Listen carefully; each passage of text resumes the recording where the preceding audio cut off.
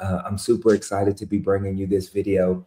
And I wanted to do something a little bit special, something a little bit different than I normally would on these videos. And that's just talk with you from the heart.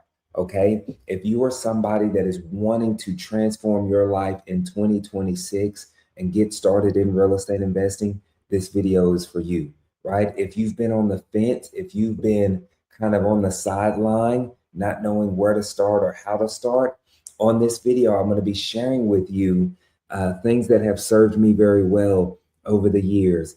I'm going to be sharing with you things that helped me go from truck driver to full-time real estate investor, okay? And so hopefully I won't make this video too long, but I will make it impactful.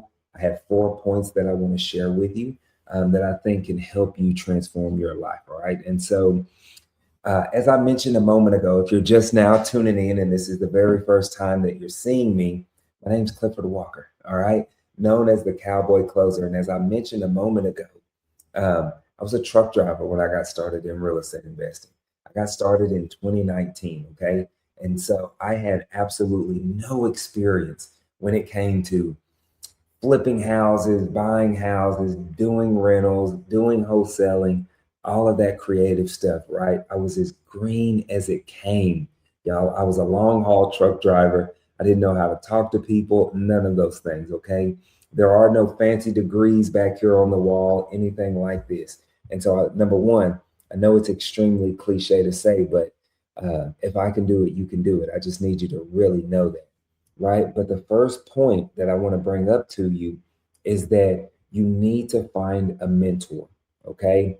This industry is forever evolving, forever changing. Even in the 6-7 years that I've been active in this business, things have been changing, right? And so you need to get plugged in to a mentor and to a community that is actively doing deals.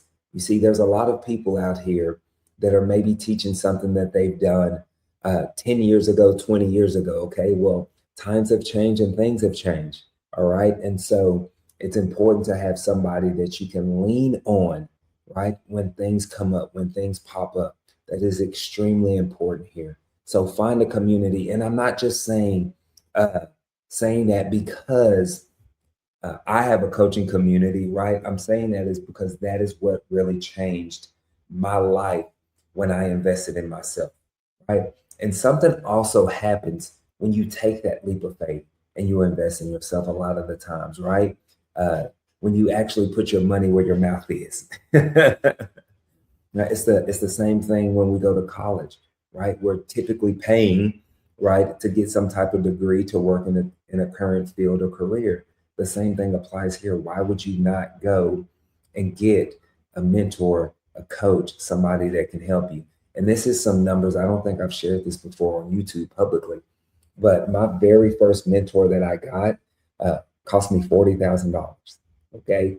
That was a huge thing, right? Not only that, though, a lot of people kind of cringe at that and be like, oh, wow, I would never do that. But my first year alone, my very first year in real estate investing, I made a little over $340,000 in wholesales alone. I did 4 flips my first year. And then I also bought 4 rentals my first year. So you tell me, was that ROI worth it? Yes or no? Right? And so I share that with you to know that, okay, that's well worth it. And that's what a good mentor should do for you. They should help you 10x your investment. Okay. So I kind of hit the nail on that. But step number 2 is follow their blueprint.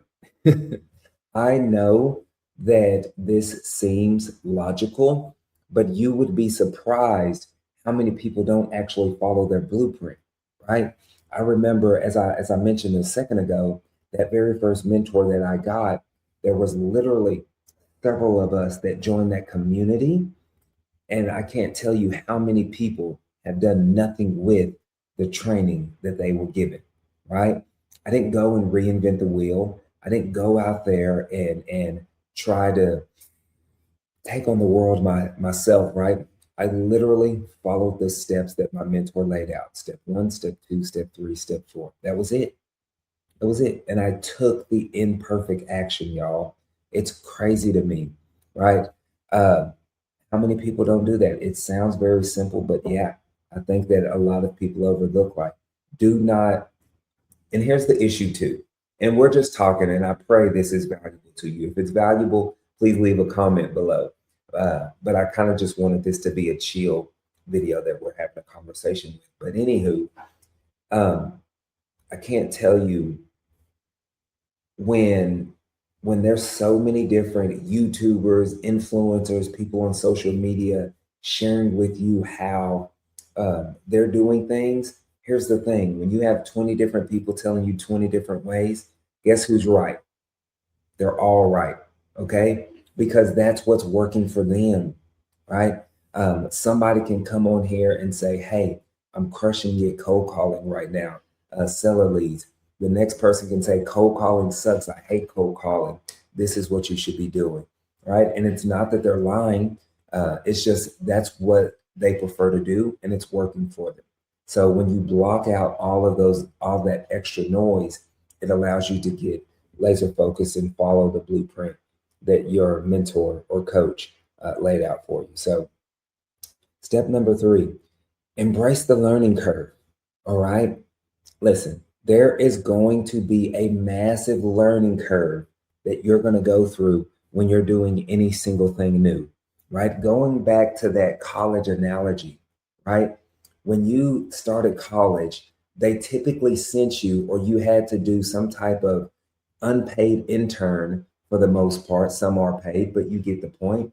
You did some type of internship working with this job or working in your field, so that way you could learn all of the steps, all of the process, or a lot of it, right? Because you're not going to have it all figured out, right? In most careers, if you've been in the medical field for 5, 10 years, I'm sure there's things that you're still learning, right?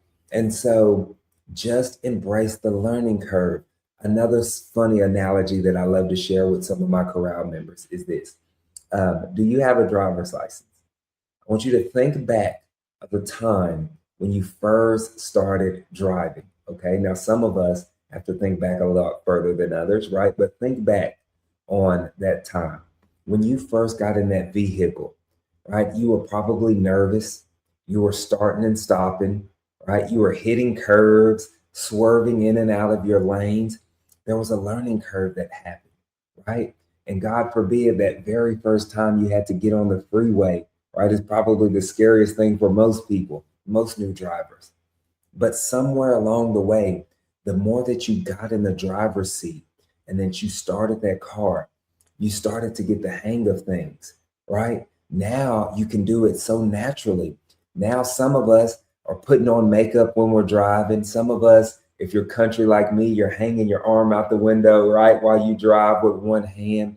It's become second nature. We're even texting and driving these days. But there was a learning curve that you went through.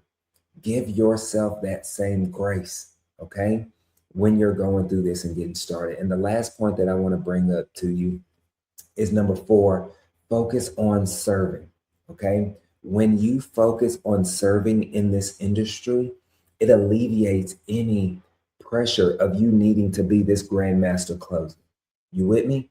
Right? I go into these homes, I go into these conversations with these sellers saying, hey, Mr. Seller, how can I serve you? If we're a good fit to work together, great. If not, great too. I want to lay some options out and just see where we need to go from here, right?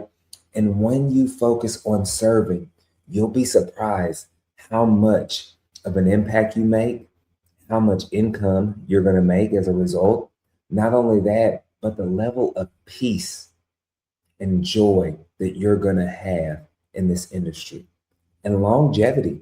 I'm in this real estate business for the long haul. This is my career. This is what I plan on doing until the good Lord calls me home, right, for the rest of my days, right? Not maybe this one specific strategy, but I'm going to venture into several different real estate investing strategies, right, at some point. And so I love it. And I think that if you want longevity in this business, you need to focus on serving.